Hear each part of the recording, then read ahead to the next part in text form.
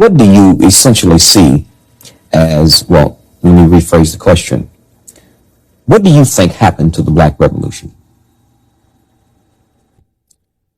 The white backlash enshrined as policy by the Nixon administration. People were tired, white people. They thought that, my God, we've made all this effort in the 60s. They've gotten a lot. And there were black success models. There were the politicians, there were the entertainers, there were the black superstar athletes.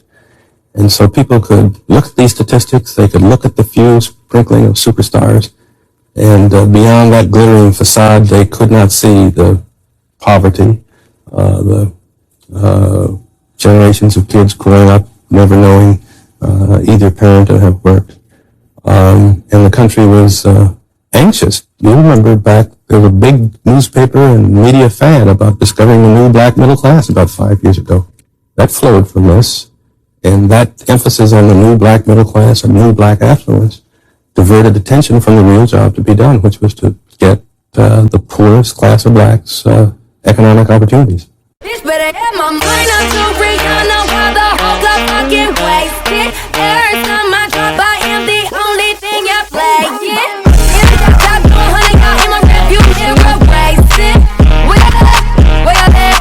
What's up, everyone? It's Books&Looks TV. Today I'm going to be examining Black capitalism, Rihanna's new hair care products, and just acknowledge how the economy is basically in shambles. But Rihanna happens to use her relatability and pretty privilege to kind of market herself.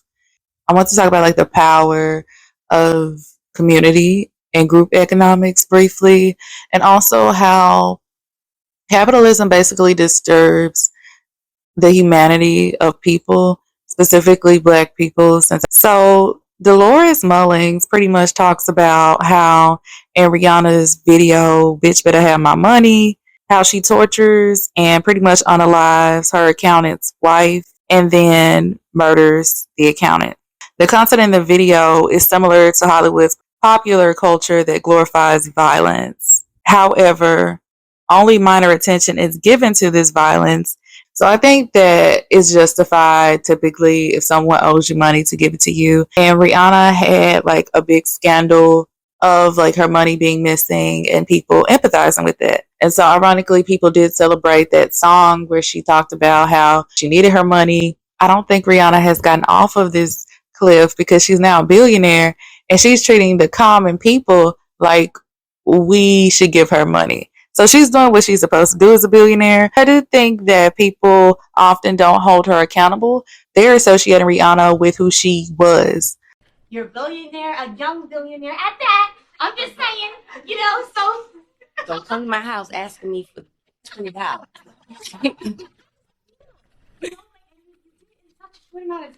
It was real weird getting congratulations texts from people for money.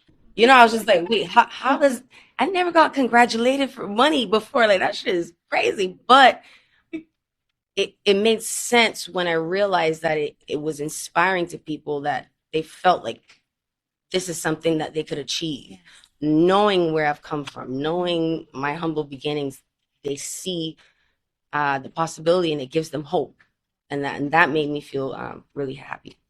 A poor girl from Barbados, but Rihanna hasn't been poor since she's reached not only billionaire status, but just being a millionaire and star celebrity. But I do think that often people like the idea of quote unquote making it out the mud, just becoming wealthy, and they like it seen on Black people. And so oftentimes people don't question what they're being sold. And so today I would like to discuss that. I feel like celebrities are just basically playing in our face at this point, because damn near every Black and Black biracial female celebrity has a hair care line, and it costs more than the actual silk press that a lot of us are getting. I feel like mixed race women hair can definitely be different and sometimes similar, and some people associate Rihanna as mixed race or a mixed race Black woman. And if that's not the case, people really do value her features. I have noticed that people who often look like Rihanna despite if they're mixed race or not. Just having that type of phenotype,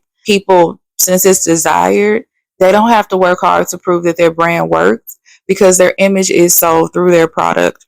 And this is from people like Tia to Tracy to Beyonce. And again, now it's Rihanna. So from a business standpoint, it makes sense to like have this inclusivity of like different types of hair texture. But unfortunately, Rihanna's brand has been built off of authenticity. And so in a lot of ways, people trust Rihanna. Basically, again, she has the American dream effect. Rihanna became a billionaire in 2021, and a huge portion of her wealth came from Fenty beauty products. Rihanna's wealth was built in what appears to be an admirable way, but no billionaire's hands are clean. The cosmetics industry produces 120 billion units of packaging every year. Much of it is unrecycled plastic that takes 1,000 years to decompose. Good on You is an organization that rates companies based on their impact on workers, animals, and the environment. And it places Savage Fenty, Fenty's laundry brand, for example, in its lowest category due to its lack of providing sufficient information about its environmental and labor practices. Akin Ola, or my interpretation of what she's saying is that as much as a lot of people value Fenty products, they're not questioning like how is this made, and of course it's made oftentimes more than likely under harsh practices where people and the environment are exploited. And she goes on to talk about how Fenty in general often deceives customers into a monthly subscription plan, which is usually a popular strategy among large corporations. So all in all, Rihanna's wealth was built in what appears to be an admirable way, but again, no billionaire's hands are clean. So I saw Rihanna's commercials, and honestly, it did nothing for me. These wealthy light-skinned women are simply removing their wigs to appease black women when they know that black women have like this power, right? So even if they say they're being inclusive to other races, if you have black women in your corner, you're more than likely going to be successful. So the author Janelle Hobson explains this well in Fenty's like initial makeup branding. And she says, what strikes me about the commercial narrative is not just how Rihanna struck the right chord for women of color, but also how Fenty Beauty has the potential for subversive praxis and resistance against what Yaba Blay calls the quote-unquote commodity racism of Eurocentric advertisements. Ironically, this would happen again with her hair advertising. Not only does Rihanna remove her wig, but she ties in motherhood to be relatable. Oh my gosh, girl. I was not on the pamphlet. Yeah, no. No one tells you. No. And I did not expect it to happen in waves either. I thought it would just happen and grow back. But it went this spot, then this spot, then this spot. And at that point, you're just like, all right, yeah, enough is enough. But I also learned to embrace that in itself. That actually just made me get a little more creative and clever with my hairstyles.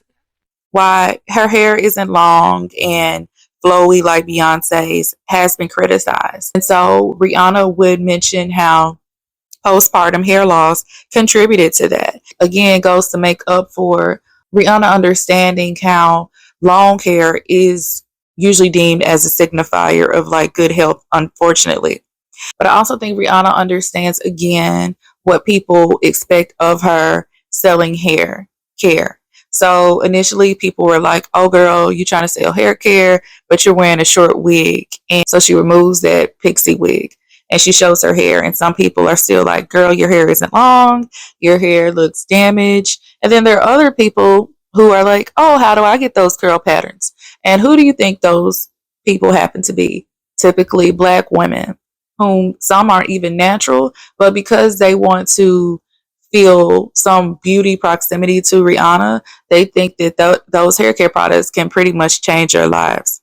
This goes again into how people view desirability and beauty proximity, right? According to Cashmore and Parker, celebrity is a commodification in human form where celebrity is transformed into a product of industry, as a product that is consumed and worshipped. This is why beauty will never actually be inclusive, and the project of inclusion in beauty is actually a myth designed to make us think that more people can be included, but what we can be included in is the logic of consumerism and being marketed to. What we can't be included in is fundamentally being seen as beautiful. Okay, listen to this. So let's say this is beautiful people as defined by Eurocentric beauty standards, thin, white people, and so on. What is happening over time is they're expanding this to include more people, right? To include more black people, to include more fat people. But actually, they're doing it in a way that reaffirms the logic of the center. It's like an algorithm of beauty. When they include black people, they're going to mostly include light-skinned and or mixed-race people. When they do include dark-skinned people, they need to be thin, and they definitely need to be able-bodied. And so there's all these if-then, unless-if, blah, blah, blah, blah, blah. Like, you can be fat, but you can't be too fat. You can be disabled, but it should be invisible, right? Like, there's so many ways that it's just expanding a little bit, and it's always going to do the minimal viable, like, option. So it's just going to slightly expand so that it never actually subsumes everyone. If it were inclusive, everyone could be involved in it. But then the construct itself would collapse. Because then if everyone was beautiful, if it was just like this, why would we even need the concept of beauty? And I don't mean like there is beauty in everyone. Absolutely. I'm not saying that that's not possible. We can see the beauty in everyone. But I'm saying beauty as a construct that is leveraged under capitalism and consumerism to sell us things that we don't need. They can't convince us that we're not enough if everyone sees themselves as enough. Therefore, only these people get to see themselves as enough. And the gag is they don't even, I'm not blaming them. It's because of the way that the logic has been constructed. But anyway, all I'm saying is they cannot afford for everyone to see themselves as beautiful, which is why if you go to my other video, we need to break down the logic of beauty and stop equating beauty and worth and instead equate worth to humanity, because humanity is precious in and of itself. I think that people admire Rihanna's beauty and light skin privilege and relatability, that not only do they want to consume whatever she says or produces, but this loyalty also makes them feel closer to her.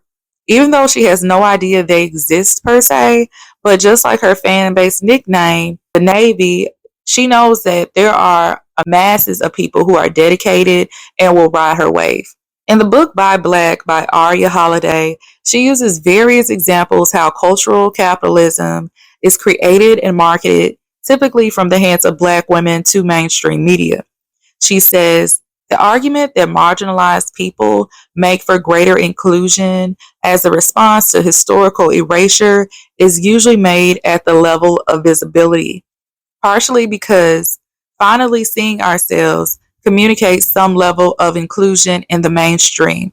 We recognize the process of interpolation that happens through language and images daily, and therefore argue that seeing ourselves is important to societal acceptance. We find pleasure in language that replicates our communication styles and images that shows us, even as tokens. Recognition allows us to perform differing levels of what Jose Munoz calls disidentification, recognizing the ways we do not identify with the image, even while celebrating the singular opportunity to see ourselves.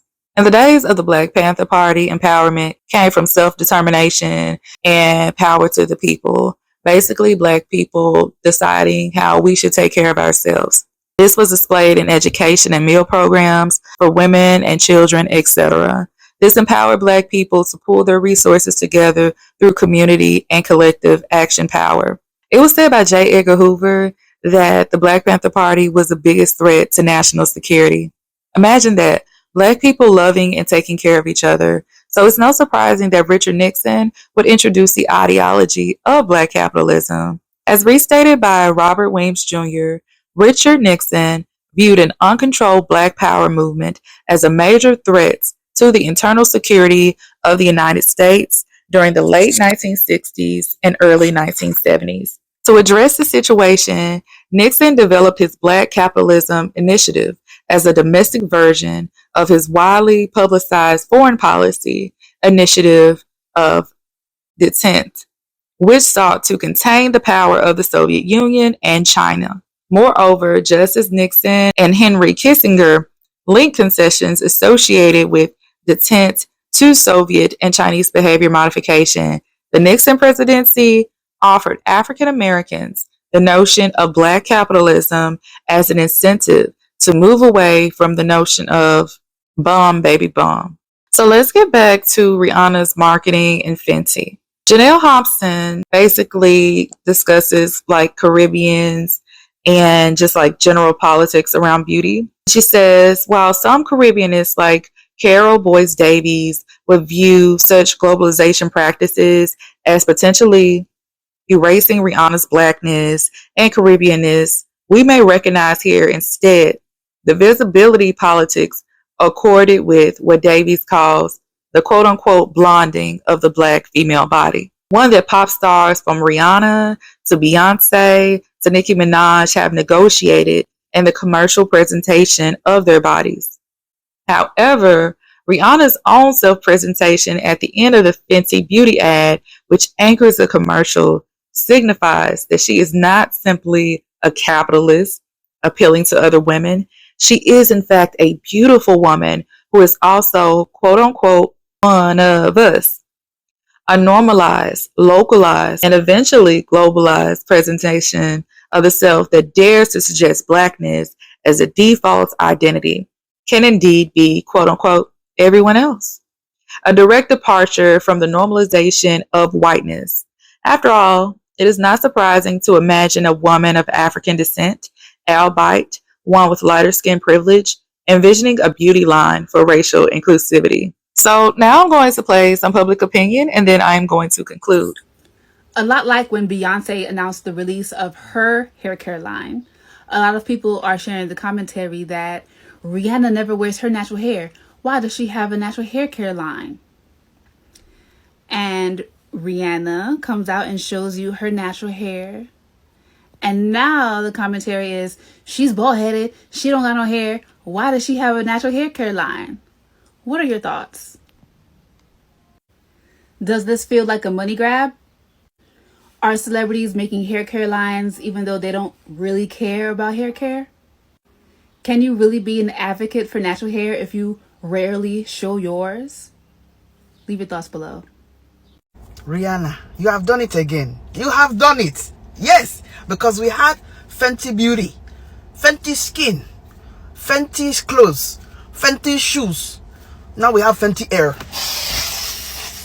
Now we have Fenty Air. Come on. What's the name of the product? SOS.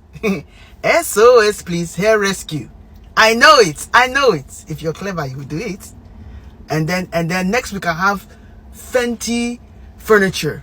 And then you can have a luxury line called Like a Diamond. Anyways, I'm very excited. Please, I would love if you can send me some Fenty Air. I will enjoy it, please. But if you don't worry, because I'm under your umbrella. I don't know, these celebrities getting kind of weird out here. If all I see you with wigs, weave in your head, you know what I'm saying? You ain't got the 4C type of curl like me. You ain't got the 4C type curl like me. See that crinkle? That curly, that coily? You ain't got that coily? I don't need to be buying no hair products from you. I'm talking about celebrities. How you gonna launch a hair care line when we never seen y'all real hair before? I understand, long it was straightened, it was done. I want to see the real you, bitch. Show me where your hair grew like these people on TikTok. I actually would try to buy that little fucking $100 oil when I can go mix up some Crisco and some olive oil together and make me a hair gel and some rosemary leaves. I can make this shit myself at home. But anyways, these celebrities making it like, damn, y'all already fucking rich. Y'all be charging an arm and leg for that shit. Y'all is that damn broke. Period. $1 million to do me fine for the rest of my life. Baby, I flip that money every goddamn thing. But I'm saying, like, I wouldn't trust you, if you ain't got hair like this, I ain't finna buy nothing from y'all. Period. I'm just saying, But it's no shade intended, boo. Go ahead and keep selling y'all perfume like y'all been doing. That's it. And y'all love makeup. That's it. This is your periodic reminder that black capitalism is still fucking capitalism, and capitalism is still the enemy of the people. So black capitalism is not, in fact, the savior of black people. Black capitalism still exploits black people. A secret FBI report to President Nixon in 1970 said, a recent poll indicates that approximately 25% of the black population has a great respect for the Black Panther Party, including 43% of blacks under 21 years of age. Was there fear that blacks would turn their attention from the controllable field of voting to the more dangerous arena of wealth and poverty, of class conflict? Out of the 1967 riots in Detroit came an organization devoted to organizing black workers for revolutionary change. This was the League of Revolutionary Black Workers, which lasted until 1971 and influenced thousands of black workers in Detroit during its period of activity. Attempts began to do with blacks what had been done historically with whites, to lure a small number into the system with economic enticements. There was talk of black capitalism. Leaders of the NAACP and CORE were invited to the White House. James Farmer of CORE, a former freedom rider and militant, was given a job in President Nixon's administration. Floyd McKissick of CORE received a $14 million government loan to build a housing development in North Carolina. Lyndon Johnson had given jobs to some blacks through the Office of Economic Opportunity. Nixon set up an Office of Minority Business Enterprise. Chase Manhattan Bank and the Rockefeller family, controllers of Chase, took a special interest in developing black capitalism. The Rockefellers had always been financial patrons of the Urban League and a strong influence in the black education through their support of Negro colleges in the South. David Rockefeller tried to persuade his fellow capitalists that while helping black businessmen with money might not be fruitful in the short term, it was necessary to shape an environment in which the business can continue earning a profit 4 or 5 or 10 years from now. With all of this, black business remained infinitely small. There was a small amount of change and a lot of publicity. There were more black faces in the newspapers and on television, creating an impression of change and siphoning off into the mainstream a small but significant number of black leaders. A black woman, Patricia Robinson, in a pamphlet distributed in Boston in 1970, titled Poor Black Woman, tied male supremacy to capitalism and said, the black woman allies herself with the have-nots in the wider world and their revolutionary struggles. She said that poor black woman did not question the social and economic system, but now she must, and in fact, she has begun to question aggressive male domination and the class society which enforces it, capitalism. Rihanna gave us Savage Fenty, right? Okay. Fenty Beauty, Fenty Skin, and now she's dropping Fenty Hair. What's missing? Because, the people want to know Fenty music when, right? But you know what? Forget it. Let's talk about this Fenty Hair. So Rihanna dropped a video promoting Fenty Hair, and I will just say in the video, there's a lot of little clues, okay? In the video, it's promoting curl, braids, and little kids too. And here's a look at some of the Fenty Hair products. I know I try to zoom in and everything. I just can't tell you. Didn't I tell y'all I try to zoom in? I still can't tell. Just off the video alone, Fenty Hair is giving very inclusive, okay? This is one of the reasons why we love Rihanna. And she loves us back, because she's inclusive. All of her brands are. Some brands should take notes, shouldn't they? Now, I don't know about pricing for Fenty Hair, but I'm not worried. Compared to her other products, they're pretty reasonable. But what I do know is that I did mark my calendar. It will be exclusively dropping on June 10th, and then for everybody else, June 13th. Now, Rihanna, if you want to send me a PR package of Fenty Hair, have your people call my people. I don't have people yet, but Rihanna, my email is in the bio. Just letting you know. Okay, y'all let me know how you feel about this. We got to talk. Rihanna is about to drop her hair care line, and I will not be supporting it. Fight me if you want to. I am standing on business, and Fenty Beauty was never fully black owned. I did not want to have Riri up here, but listen, she owns half of Fenty Beauty. The other half is owned by Moet Hennessy Louis Vuitton, better known as LVMH. LVMH, in other words, Louis Vuitton, Moet Hennessy. So when y'all in the club, okay, or when y'all buying designer, this is who y'all giving it to, okay? He owns Moet Hennessy. He owns Tiffany, Christian Dior, Fendi, Givenchy. I mean, y'all could pause to read, but you know who else he owns? Yep, he owns Sephora too. So I get it. For them, it's business. I get it. But it's the same concept. Let's put a well-known face or a familiar face out there. And what we do, run to Sephora, run to the website. Let's get us some Fenty Beauty support Riri. But let me show y'all who y'all really supporting. This is Bernard Arnault, okay? He is the owner of LVMH, Louis Vuitton, Christian Dior, Fenty Beauty, Sephora, Tiffany's. This is who getting all that money, honey. At the end of the day, I want to support Black businesses who have a story behind the brand. I want to support Black businesses who actually literally put their sweat, blood, and tears into their brand. I almost stayed away from the celebrity skincare brands and hair care brands for this very reason, because I don't really want to out nobody. But the amount of y'all that was in my DMs today showing me that Fenty was coming out with hair care, I felt like I had to respond. I think that she's set to launch on June 15th. So y'all meet me in the comments and let me know if y'all gonna go and give Louis Vuitton and Moet and Hennessy some more of y'all money. I am so glad you asked, brother. I went on this rant before, but when we were supposed to get integration, we got tokenism. What's tokenism? You want to look good for the whites. What makes you look good to the whites? Money. And people throw out these buzzwords like generational wealth and financial equity. But really what that means is I'm going to get rich and me and my people going to be good. Y'all broke niggas over there, y'all be safe. We going to be eating crab legs and shit, and I'm going to move my family to the white neighborhood so my kids can go to the school with better funding and I can take my property taxes there. And maybe if I'm feeling generous and I get big and famous, I might pass out shirts to the kids that go to the broke schools. People want to provide for their families, and there's nothing wrong with that. But don't try to make it look noble. Don't try to make it look like you're doing us a favor.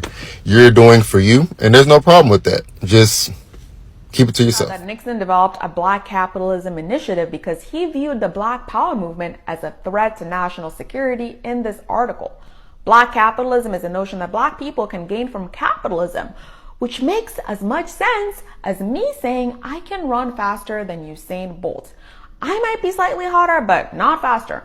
Okay, we're equally hot. Anyway, Black capitalism will not liberate Black people, and that's why Nixon, the president who's known for hating Black people and normalizing saying deep throat in serious political conversations, was such a huge fan of Black capitalism. Nixon offered Black capitalism as an alternative to Burn Baby Burn, a slogan popularized by the Watts Rebellion of 1965, because Burn Baby Burn will lead to Black liberation, while Black capitalism will keep us chasing the bag at the expense of nap time and our edges. So this is a research article by Brookings, right? And it says the inheritance of Black poverty. It's all about the men. Black Americans born poor are much less likely to move up the income ladder than those in other racial groups, especially Caucasians. Why?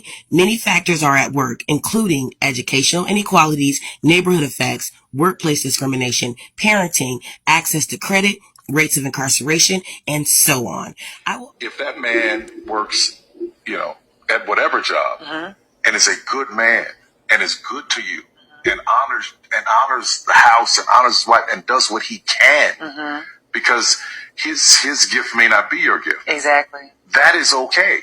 That's not somebody who's beneath you. Yeah. That's somebody who came to love you at your worth, right? Yes. And as long as he's secure in himself to know that, yep, she makes most of the money, all I can pay is a light bill. As long as she's comfortable enough to say, I'm going to cover the mortgage and all the other stuff, you can the light bill, baby, you can take me to dinner every now and then. That is fine. Yeah. That's fine. To be focused on is not Black women accepting broke men. It needs to be focused on improving upward mobility and socioeconomic status for Black men. I hate to be the bearer of bad news, but clear supremacy has our minds so warped that we genuinely believe that Black wealth and Black luxury is going to be our way out, and it is not.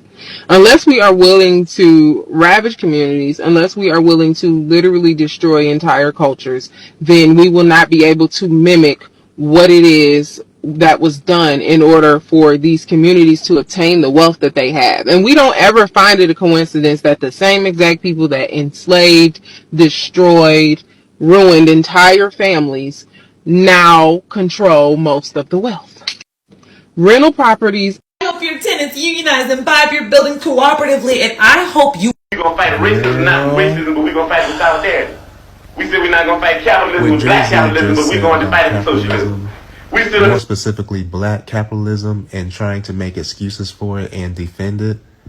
Girl, Jay-Z, I'ma need you to just shh and read this, okay? That's well and good. Black capitalism is still capitalism. And so in the 80s, when a lot of black people were coming here and that middle class was widening, the wealth and equality gap in Atlanta was also widening. So yes, we're exacerbated by COVID-19. The reason why I say capitalism will not save us is because it did not save Atlanta. Because people in Atlanta are more concerned with how much Louis Vuitton and Mercedes-Benz they can buy instead of funneling that money back through social programs. And then we'll get on the internet and act like they know what they're talking about as far as what social programs are available. Did you know that the recreation centers have been feeding and providing free internet to students throughout the pandemic? Did you know that right now they're doing HelloFresh box giveaways because people in Atlanta cannot eat? Atlanta's growing because of this rumor that has been propagating since the mid-90s, at a time when a lot of the people who set up the infrastructure for Atlanta to grow the way they did were still alive. Newsflash, a lot of those people are our ancestors now. And unfortunately, the collective attitude, that collective responsibility to the greater whole that they had no longer exists anymore. I'm about 2 bills and a tank of gas away from doing something strange for a piece of change. I don't want to talk.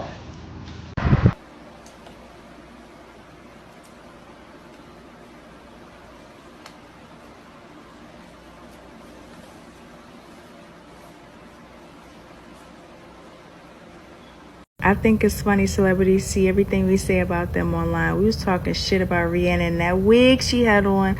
I know I wanted to see her natural hair for this hair care line. That's what she should have been promoting, that natural hair, not that wig. So she came outside with them curls and was like, here, damn, shut the fuck up. And I'm shut. I'll be quiet now. She ain't gonna ever see the inside of a studio again. Y'all can't forget getting some new music from Ree. It was fun while it lasted. I ain't mad at her though. She see where the real money at and she started building that empire. Beyonce and Sacred, girl, she coming for y'all. So between Rihanna, Beyonce, and literally every other celeb these days attempting to sell us something, it's starting to feel like your favorite celebrity might be broke. Because the average person could barely afford rent and groceries in 2024. Yet, every time you turn around, it seems to be a new product being released or a new artist going on tour. I mean, it's only halfway through the year and some celebrities are on their second or third product or their second or third leg of their tour. And it's not like many of these products or these tours are selling, because if you go on the sites, the seats are empty and the products are just sitting. So that made me start to question, are these celebrities actually broke and need our money more than what we believe? Or are they getting up and going to work just like everybody else? They just do it at a higher level. Because the question starts to become, when is enough enough? If we have multi-millionaires and billionaires not happy with their finances, will the average person ever stand a chance? So let me know what y'all think in the comments. Are you one of those people that believe these multi-millionaires and billionaires should just stop releasing product?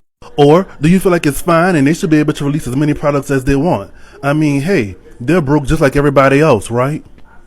Okay, so in honor of Black History Month, y'all wanted to know hair brands that are Black owned. There's a lot of them. I have to make a little disclaimer about some hair brands. First up, we have Shea Moisture. Shea Moisture is no longer Black owned. Next up, we have Carol's Daughter. Just to let you guys know, this is no longer Black owned. Then we have Mael Organics. It's no longer Black owned, but it's still Black led. Now let's get into those Black owned hair brands, period. Pattern Beauty, Black owned. Miss Jessie's, Black owned. Talia Wajid, Black owned. Camille Rose, Black owned. Donna's Recipe, Black owned. Alafia, Black owned. Kinky Curly, Black owned. Melanin Hair Care, Black owned. Hairbrella, Black owned. TGIN, Black owned. Bread Beauty Supply, Black owned. Eden Body Works, Black owned. Curls Products, Black owned. Girl in Hair, Black owned. Uncle Funky's Daughter, Black owned. Kosa Professionals, Black owned. You Go Natural, Black owned. The Do, Black owned. Hey TikTok, so I wanted to make this video because I was having a discourse on Twitter. At this point, all my TikToks are about my Twitter discourses, but I digress. And I really wanted to hear your opinion. So I feel like oftentimes people act like there can't be nuances to situations, and it's just a very tiring thing. Like, we were talking about the whole Rihanna becoming a billionaire thing, right? And I made a comment about how regardless of how anybody feels about billionaires, Rihanna becoming one is a huge feat. Like, she's an immigrant, she came from nothing, she built a company, and now she's one of the most successful women in the world. And I think that is worth celebrating, regardless of how I feel about capitalism, how I feel about billionaires. Like, I don't agree with the concept of capitalism. I don't agree with the fact that the world has billionaires. But I don't think that denying somebody their laurels and acting like it's not an amazing feat is the way to go. Like, You're not going to blink billionaires out of existence by condemning Rihanna for becoming one. We live in a capitalistic society, unfortunately, and it is what it is. Like, should we strive to change it? Absolutely. Should billionaires exist? Absolutely not. But I would rather Rihanna be a billionaire than another white man. I would rather somebody that looks like me, somebody who shares a familiar background to me, be a billionaire than somebody who doesn't need any more money. She didn't come from generational wealth, and I think that despite everything is a testament to how hard work can pay off, and I'm glad that it did for her. Like, that's all it comes down to. I don't understand why two things oftentimes cannot simultaneously be true. Like, people act like if you say, oh, Rihanna becoming a billionaire is an amazing thing, like all of a sudden everything else doesn't matter, and you support capitalism and you support billionaires. Like, why are people so intent on being purposely dense? Like, I don't understand it. Help me out here. Like, I'm just tired. I don't like you bitches. I truly don't. So y'all know Rihanna just came out with her hair care line, or it hasn't come out yet, but she announced that she's coming out with a hair care line as a 6/13, National White Woman Hair Day. Anyways, but Beyonce also came out with her hair care line as well, and apparently y'all bullied the dog shit out of Beyonce. So in order for y'all to buy Beyonce's hair care products, Beyonce had to prove that her hair was real, right? So Beyonce did a video of her getting her hair washed, and everybody's like, oh my God, Beyonce's hair is long. So yeah, let me go ahead and buy Sacred, because if Beyonce hairs look like that, I know my hair gonna look like that after I use her products. So now that Rihanna came out with her products, everybody's like, Rihanna don't even wear her real hair. She don't wear her real hair, XYZ. So come to find out, the blonde hairdo that Rihanna had, apparently that's her real hair. That's her real hair. And some bitches was like, if that's Rihanna's real hair, I'm definitely not buying her products. Bitch, you think Beyonce grew her hair just off the strength of the Sacred products? Beyonce was using whoever fuck products, whoever. But you know what? It ain't the products, bitch. It's your jeans. If you bald head hoe, it ain't nothing that Fenty Beauty, Beyonce, nobody but God can do to help your motherfucking ass grow your goddamn hair, bitch. And then the fact that y'all are making these women prove to y'all that their hair is on their fucking head. Bitch, you ain't asked Tresemme to do that shit. All you seen was a fucking commercial, and them motherfuckers got tracks and extensions and shit in they motherfucking head. Y'all ain't asked Shea Moisture to do no fucking tutorials and demonstrations and shit for y'all to buy they fucking products. So why the fuck is y'all doing that to people like Beyonce and Rihanna and shit like that? Bitches, either y'all gonna buy the fucking products or y'all ain't. Y'all hoes ain't gonna do shit but slap a fucking wig on it. Bitch, your hair ain't grew since your mama fucking put a perm in your hair in kindergarten. So it doesn't matter. These fucking products not gonna change that, babe. Y'all hoes gets on my fucking nerve. And I guess Rihanna just done did a big chop, and now they like, oh my God, baby, it's hair. You bitches who can't grow hair, you don't understand that when you cut it off, it grows back. Your shit never grew. And there's nothing nobody can do to help y'all. I don't like you bitches. You bald head, skittle diddle ass bitches. I don't like y'all. Yeah, Rihanna. Please be so serious. That is a wig. That is a wig. You not watch that. You are not gonna play on my head top, ma'am. She is so unserious. This is why we love her though. I'm here for Fenty, depending on the price point. I'm gonna have to check it out, but this is not convincing me because I watched the wig. Okay.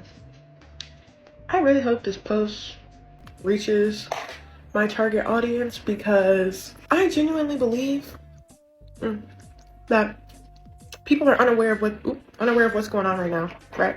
So I'm seeing this discourse online. Everybody's like, oh my gosh, why isn't Rihanna doing wigs and extensions and weaves? Like, why is she doing a hair care line? And you've got some people saying we've never seen Rihanna's natural hair, which, if you are saying we've never seen Rihanna's natural hair, you how old are you? Like, how old are you? Anyway, I'm getting sidetracked. Do y'all not understand that we are in a recession? Going on into a depression? Like, this isn't even just the United States. This is like globally. The economy is, failing isn't even the word. Like, systems are being dismantled as we speak. Entire countries, right? On a global scale.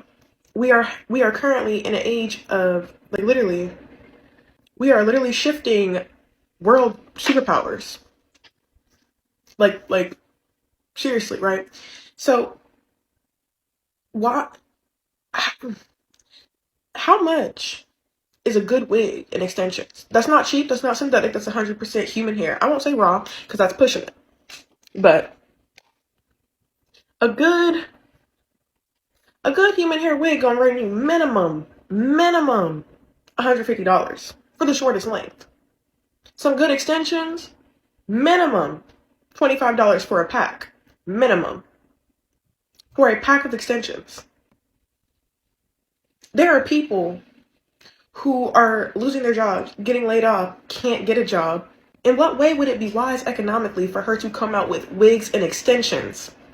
Because the economy is failing, it's only going to get worse from here. People are about to have to start giving up luxuries.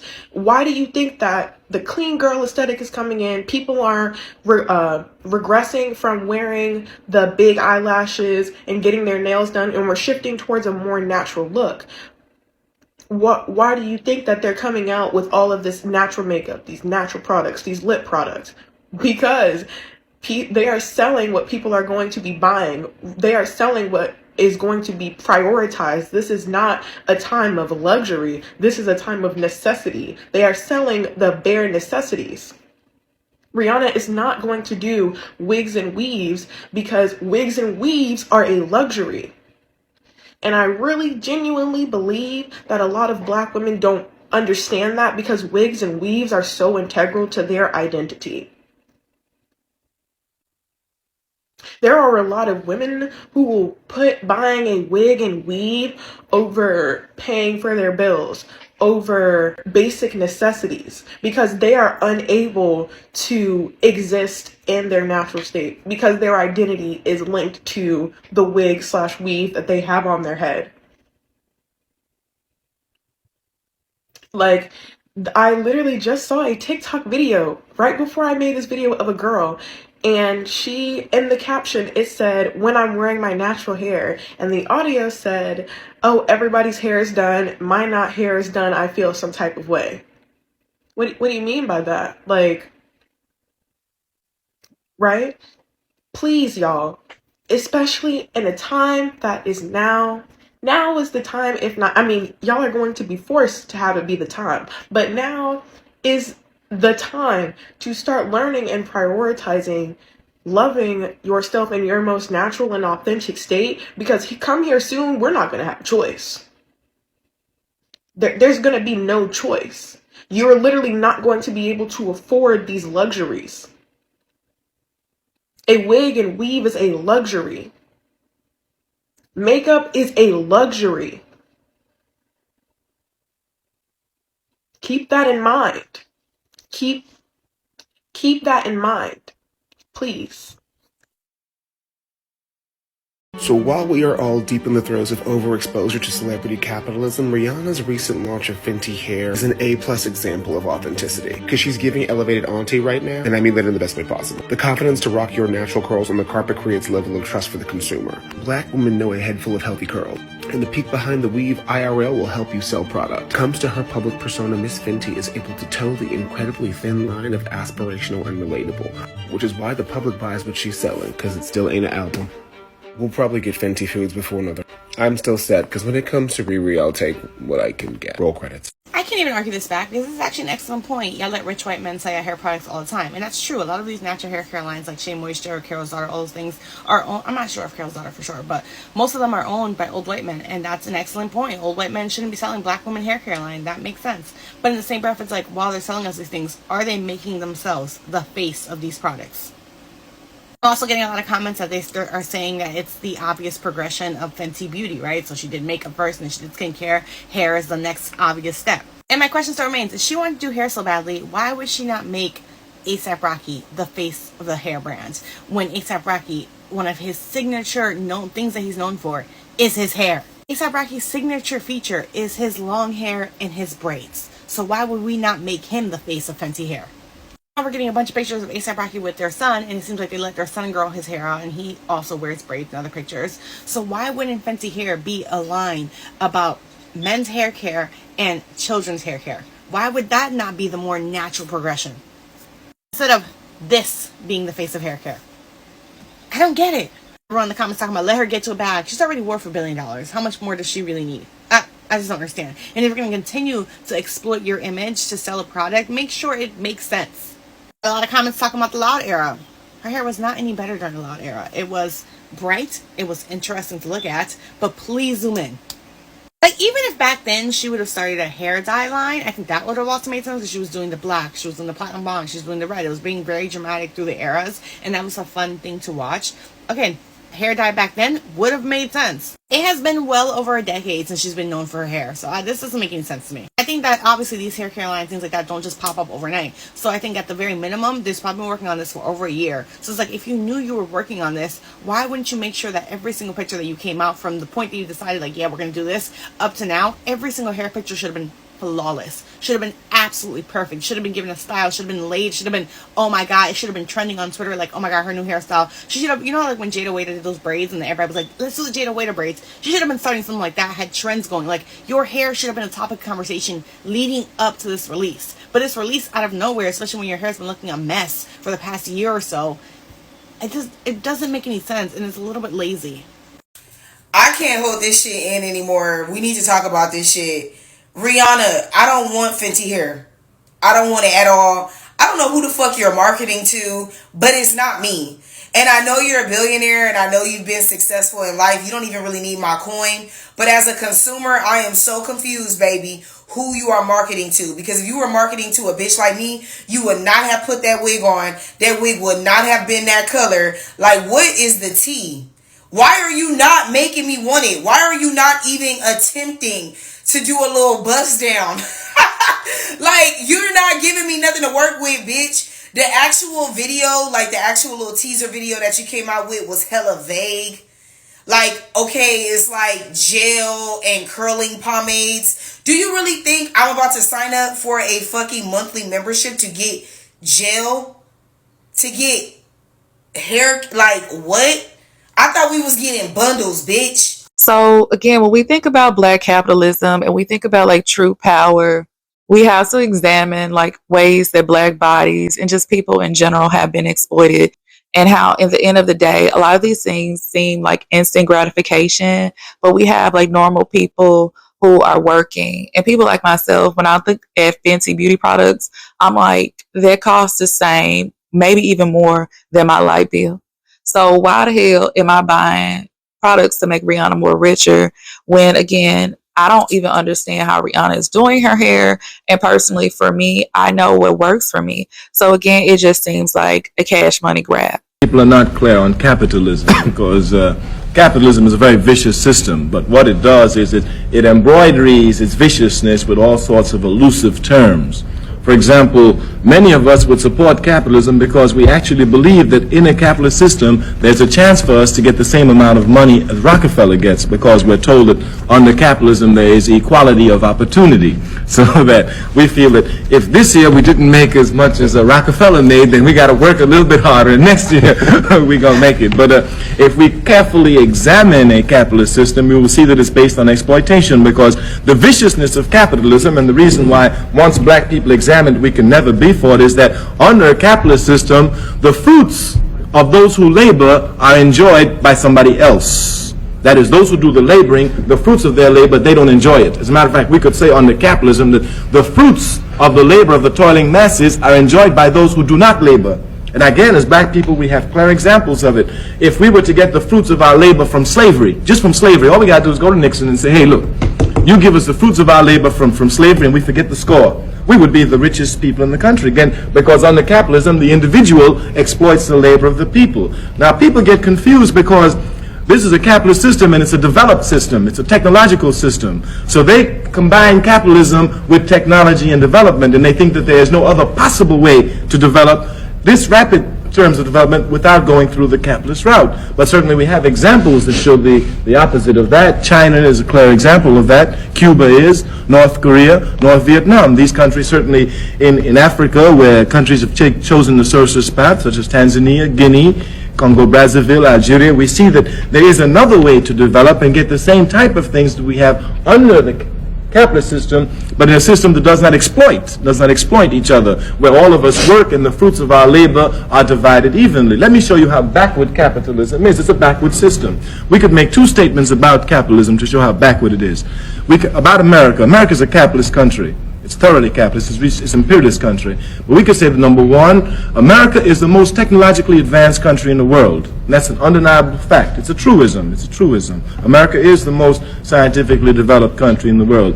And right under that, we could say a second fact, which will show you how backward America is. We could say that America, in 1945, made for her people better cars than she does in 1973. And if you analyze this, you'll see how vicious the system is, because here's America with its great technological skills, its great scientific ability, and rather than making a safe car for people that will last 20 years, which they can do with the scientific knowledge that's at their fingertip, they rather take this knowledge and build a car which will break down every 2 years, so you're forced to buy another car. Thus, you see, under capitalism, what they do is they take their scientific skills, and rather than using it for the benefit of the people, they use it to further exploit the people. And certainly this type of system is too backward. There have been instances again with like the Black Power movement and how Black people thought of how we can take care of each other as normal people and not like wealthy celebrities, that politicians often say, oh, look, you can be just like them if you work hard, when many of us are working hard, but it's just capitalism isn't meant for the majority to do well. Huey Newton wrote the following. In the past, the Black Panther Party took a counter-revolutionary position with our blanket condemnation of Black capitalism. Our strategy should have been to analyze the positive and negative qualities of this phenomenon before making any condemnation. Even though we recognize, and correctly so, that capitalism is no solution or answer, we did not make a truly dialectical analysis of the situation. We recognize that in order to bring the people to the level of consciousness where they would seize the time, it would be necessary to serve their interests and survival by developing programs which would help them to meet their daily needs. For a long time, we have had such programs not only for survival, but for organizational purposes. Now we not only have a breakfast program for school children, we have clothing programs. We have health clinics which provide free medical and dental services. We have programs for prisoners and their families, and we are opening clothing and shoe factories to provide for more of the shine as the simplicity and completeness for a mathematical formula.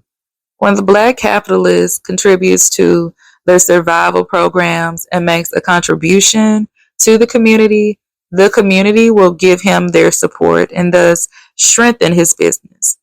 If he does not make any contribution to the survival of the community, the people will not support him and his enterprise will wither away because of his own negligence. By supporting the community, however, he will be helping to build the political machine that would eventually negate his exploitation of the community, but also negate his being exploited and victimized by corporate capitalism. So I think that Huey Newton clearly talks about how there are masses of people in need. And this was like decades ago, and it still reigns true today. I think that people can often look at Rihanna as someone who's giving someone a couple bucks or a meal, and that's great. And doing things in Barbados, which is great. And nonetheless, she gets a lot of tax write-offs. But at the end of the day, if most Black people can't afford basic needs, I don't think we should have to run and support celebrities.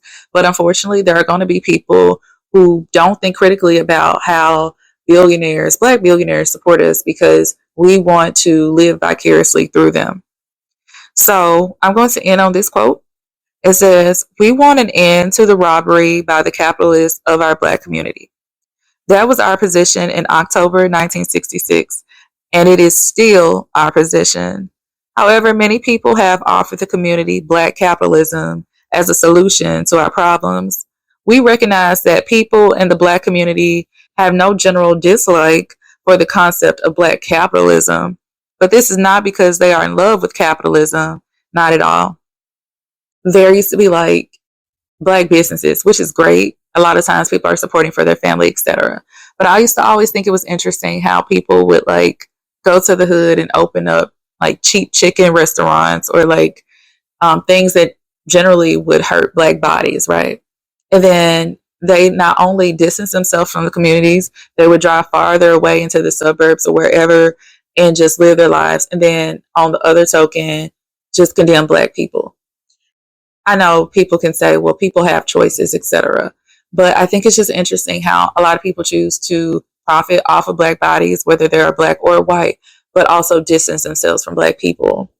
And so I think that Rihanna, though she shows her face, she's not one of us. And I don't think that I can see myself in her brand, even if it was cheaper. I just think it's still a money grab for someone who's extremely wealthy. And so that's pretty much all I have to say about this topic. Let me know what y'all think down below. And thank you for listening to Books and Looks TV. I'll see y'all next time.